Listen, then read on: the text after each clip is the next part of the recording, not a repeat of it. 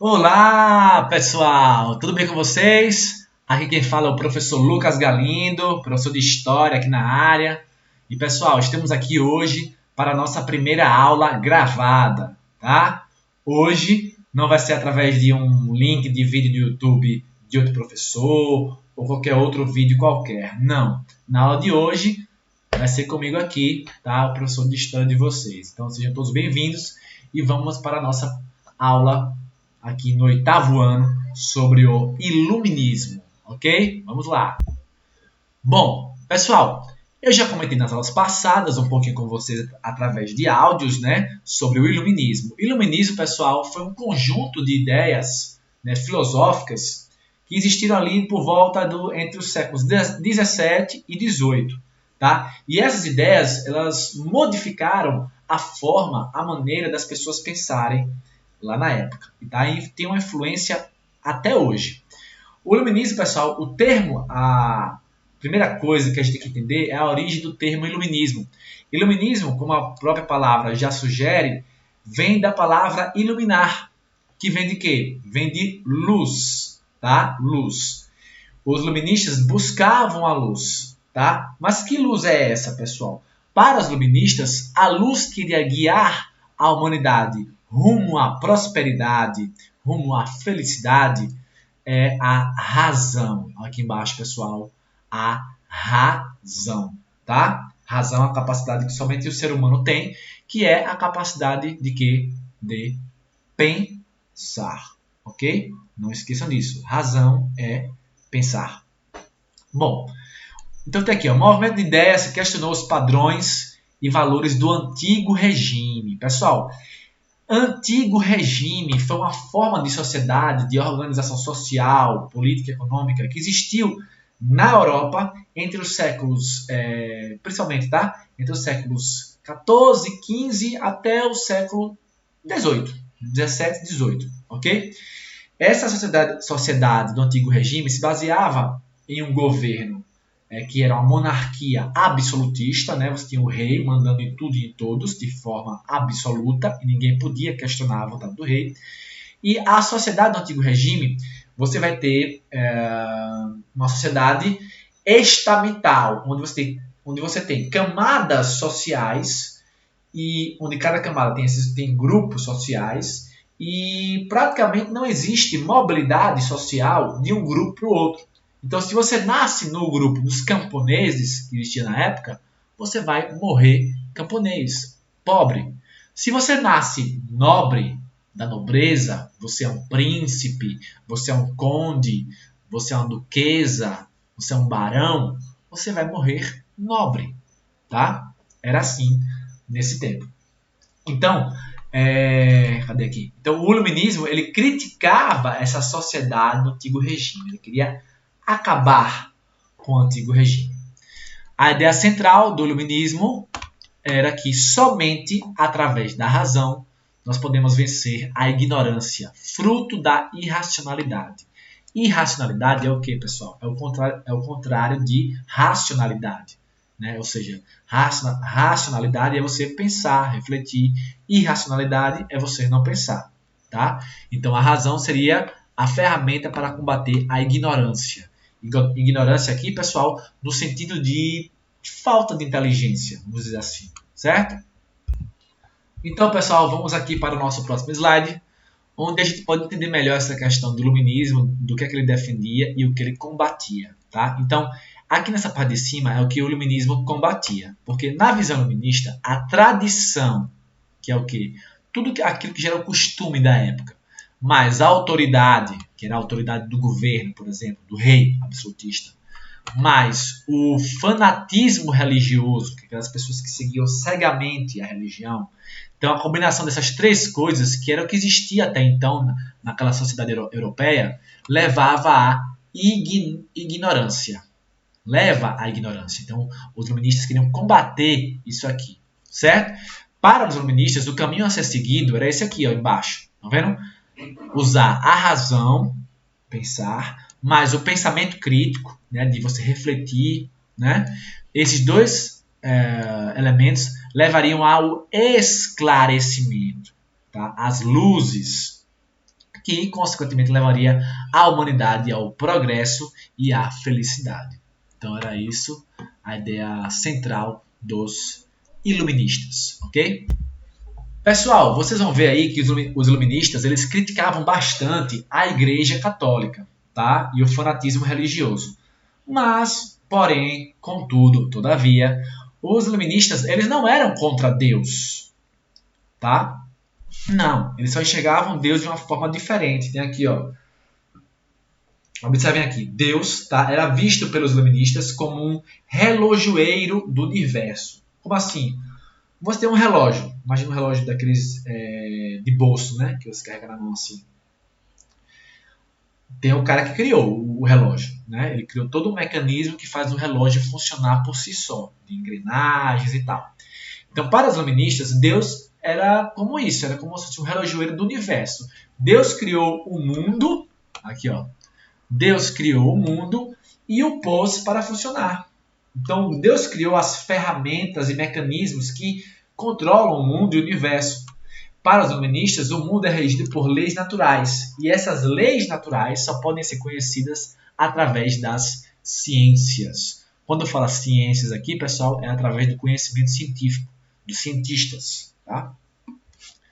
Outra coisa, os elementos do antigo regime que contrariavam as leis naturais. Então, tudo isso aqui, pessoal, ele era contrário às leis naturais e, por isso, então, deveriam ser combatidos, né? Que são os elementos que os iluministas criticavam e combatiam, que é o absolutismo, os privilégios da nobreza e do clero. Tá? Quem é o clero, pessoal? O clero são os membros da igreja, tá? Principalmente o alto clero, bispo, arcebispo, cardeal, papa. Combater também a intolerância religiosa, porque nessa época existia uma rixa muito grande entre protestantes, né, evangélicos, contra católicos. Eles brigavam e chegavam a se matar mesmo.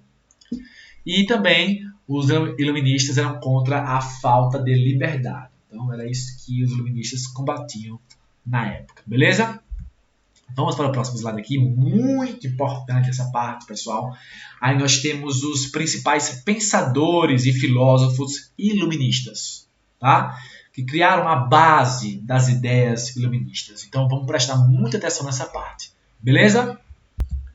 Bom, pessoal, nós temos aqui o primeiro pensador iluminista, chamado John Locke, tá? Ele era inglês, viveu na Inglaterra no século XVII. Tá? Ele foi um dos primeiros e ele é o pai, o criador do chamado liberalismo político. Né? Eu não sei se vocês já ouviram falar, mas hoje em dia a gente escuta muito falar na palavra liberal, tá? Liberalismo, que está associado à ideia na economia e na sociedade. Mas o pai do liberalismo na política foi esse carinha aí, John Locke. E esse John Locke, ele defendia algumas ideias. Para John Locke, o ser humano, todo o homem e mulher, né, eles tinham direitos comuns, tá? Que eram direitos inquestionáveis, inalienáveis, ou seja, que ninguém podia ser contra, tem que ser garantidos, tá? Era o quê? O direito à vida, ninguém podia tirar a vida do outro, né, matar. O direito à liberdade, ser livre, e o direito à propriedade privada. Essa propriedade aqui é propriedade privada. O que é propriedade privada? É você ter algo só seu e de mais ninguém. Tá? Exemplos. Você pode ter um terreno, uma casa, um carro. Você pode ter um lápis, uma caneta. Então, esta caneta aqui, ela é minha propriedade privada. Ela é só minha e de mais ninguém. Tá? Então, para John Locke, todo homem tem direito à propriedade privada, ter algo seu. Tá? Por que isso, pessoal? Porque até essa época, boa parte dos governos absolutistas diziam que as coisas eram do governo, não eram das pessoas. Tá? Então, direito à propriedade privada. E para John Locke, pessoal, os governos eles foram criados para garantir esses direitos, esses três direitos.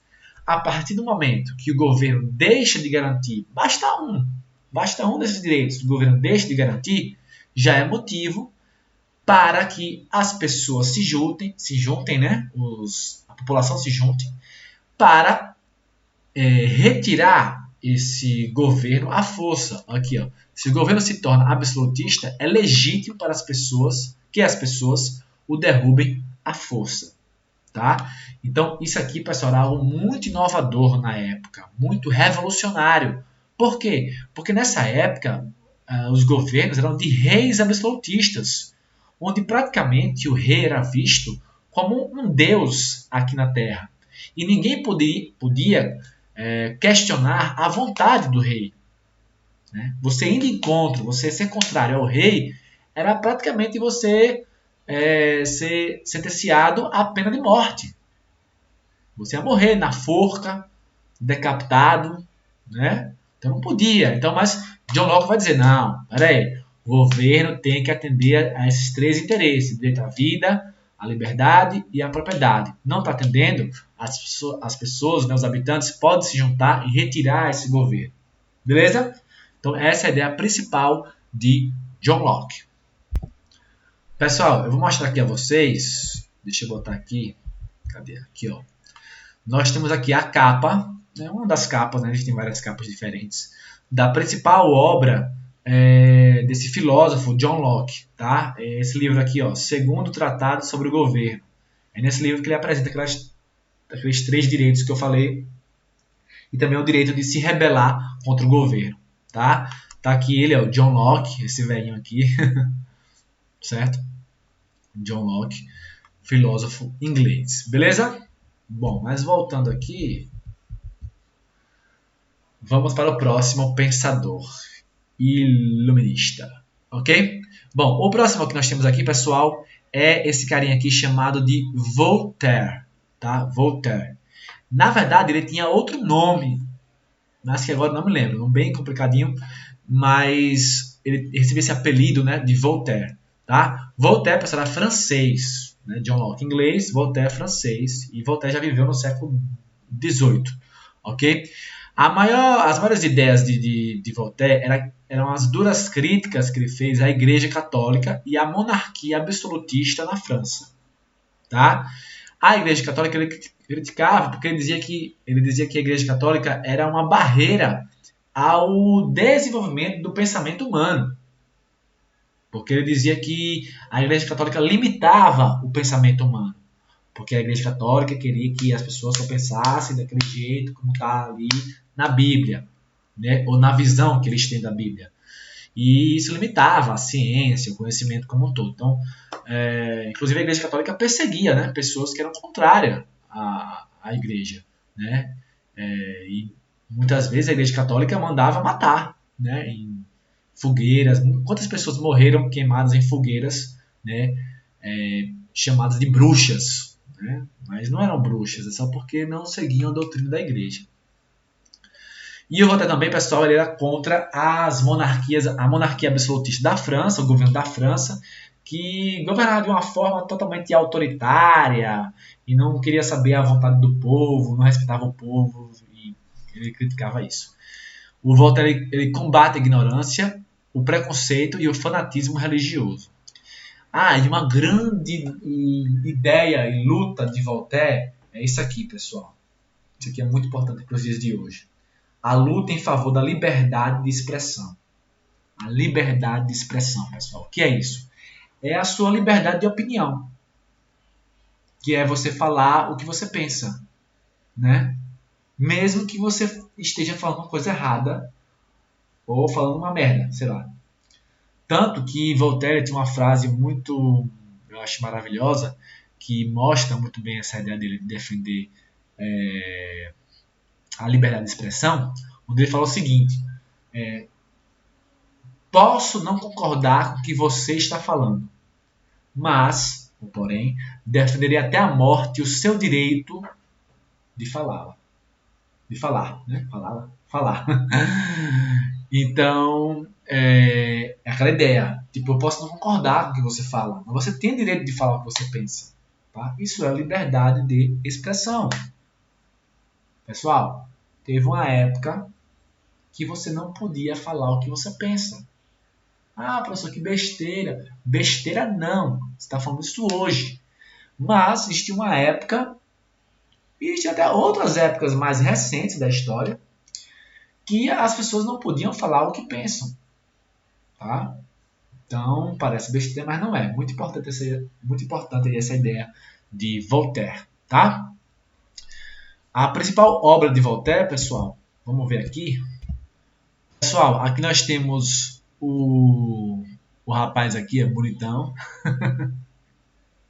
Voltaire, tá? Mas na verdade eu quero ver as principais obras dele. Então, aqui, esse aqui. Essa aqui, deixa eu ver se aparece maior, mas ficou pequenininho. Mas é esse aqui, pessoal. É Cartas Iluministas, que é umas cartas que Voltaire escreveu, onde ele vai criticar a Igreja Católica e defender a liberdade de opinião, certo? Beleza? Pronto. Voltando aqui para a apresentação. Vamos para o próximo, pessoal, que vai acabar já, tá? Montesquieu. Se escreve, cadê? Se escreve Montesquieu, mas aqui é francês. Francês tem que fazer o biquinho assim. Montesquieu. Montesquieu, tá? Montesquieu, pessoal, grande também pensador iluminista francês, que ele estava mais ligado à política, tá? Ele escreveu um livro chamado Espírito das Leis, onde ele critica que a concentração de poder leva os seres humanos a abusarem dele. Assim, o poder deve ser dividido entre várias pessoas. Então, Montesquieu era um grande crítico das monarquias absolutistas, dos governos absolutistas. Tá? Então, foi o Montesquieu que serviu de inspiração para outros dois carinhas, chamados Alexander Hamilton e James Madison, a criar a teoria da divisão do poder em 3 esferas autônomas, ou seja, 3 poderes, tá? Que isso aqui, pessoal, nós temos até hoje. Então, o poder do governo, o governo deveria ser dividido em 3 poderes: o poder executivo, o poder legislativo e o poder judiciário. Tá, pessoal, que besteira, hoje em dia é assim. Sim, hoje em dia é assim, mas teve uma época que não era, na época dos reis. Os reis concentravam todo esse poder aqui só nele, nos reis, tá? No rei.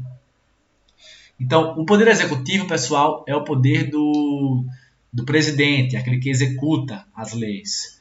Já o legislativo é o poder que cria as leis. São os deputados, os senadores, tá? Eles criam as leis. E o judiciário é aquele que vai fiscalizar o cumprimento das leis. Então, para Montesquieu, seria uma forma mais justa e mais equilibrada de governo, certo? Companheiros e companheiras, vamos agora para um outro grande pensador francês também, iluminista, né? Que esse carinha aqui, pessoal, esse último aqui, ó, Rousseau, se escreve Rousseau, mas se fala Rousseau. Rousseau. É francês, tá? Então, Rousseau, Jean-Jacques Rousseau, ele foi o mais povão desses carinhas aí. Porque esses outros carinhas aqui, eles eram mais ligados à elite, aos ricos, à burguesia, tá? Já esse Rousseau, ele tem uma ligação um pouco mais com o povão, tá? Com os trabalhadores urbanos das cidades e até com os camponeses, certo? Rousseau, pessoal, ele dizia o seguinte, que a vontade geral do povo é soberana, que não há vontade individual do monarca. Então, o governo, ele não deve representar a vontade do rei, do monarca. Monarca é rei, tá? O governo deve representar a vontade do povo, tá? Olha aqui embaixo. O governo deve representar a vontade do povo e, se não o fizer, pode ser substituído. Tá, professor, que besteira. Hoje em dia não é assim, o povo não se rebela, tal. Nem tanto, né? Deveria se rebelar mais. Mas pode parecer besteira isso aqui hoje, mas naquela época não, pessoal. Naquela época era você ser contrário ao rei, que era tipo um deus, tá? Então tem que ter muita coragem para fazer isso. Cadê? Ó, as ideias de Rousseau, né? Suas ideias influenciaram o lema da Revolução Francesa, assunto que nós vamos estudar ainda esse ano, tá? Quais são os lemas da Revolução Francesa? Liberdade, igualdade e fraternidade, tá? Liberté, égalité ou fraternité. Falando em francês, tá? E também serviu de inspiração para um movimento também burguês e liberal aqui no Brasil, que foi a Conjuração Baiana, tá? Aqui no Brasil, no final do século XVIII, ok? Então, grande Rousseau aqui. Aí essa última parte aqui é importante, pessoal. O Rousseau ele dizia o seguinte: o ser humano nasce bom, mas é a sociedade que o corrompe. Quer dizer o que é isso, pessoal? O Rousseau ele é defensor da ideia do bom selvagem. Quer dizer o quê? Quer dizer que todo ser humano ele é bom por natureza, mas é a sociedade, é a civilização que leva o homem para o caminho ruim, para a maldade, para querer tomar vantagem, para querer ser ruim, para querer guerrear, se matar, tá? E ele defende a ideia do índio. Essa época aí, né, pessoal, tinha os índios, né, aqui na América, Brasil e na América. Ele dizia que o índio vivia em harmonia com a natureza e que o índio era pacífico, tá? Só que essa ideia está um pouco errada, tá? Mas eu não vou entrar em detalhes aqui não. Mas era o que Rousseau defendia, que o homem é bom por natureza, ok? Mas isso, pessoal, não era um consenso entre os iluministas. Existia um outro pensador iluminista alemão que não está aqui, mas ele também foi bem famoso, chamado Immanuel Kant, que ele dizia o contrário de Rousseau, que o homem nasce mal, porque não presta. E é a sociedade que educa o homem e leva ele à prosperidade. Então tem essas duas visões aí contrárias de dois pensadores iluministas, né? Rousseau, que era francês, e Kant, que era alemão, ok? Pessoal, companheiros, eu vou encerrar essa aula por aqui, tá? Essa videoaula, para não ficar muito extenso. Na verdade, já estamos com mais de 20 minutos aí, mas esse próximo assunto aqui, esse próximo trecho, eu vou deixar para comentar em outro vídeo, né? Que é a questão do iluminismo na economia. Tá? Vou deixar para falar isso aqui em outro vídeo, que isso aqui é muito importante e é um pouco complexozinho, difícil de entender, certo? Então a gente encerra aqui a nossa videoaula. Espero que tenham gostado do vídeo, né? Dessa primeira experiência aqui comigo. E as dúvidas aí nós vamos tirar aí através do WhatsApp e outras ferramentas, beleza? Valeu, pessoal, e até a próxima!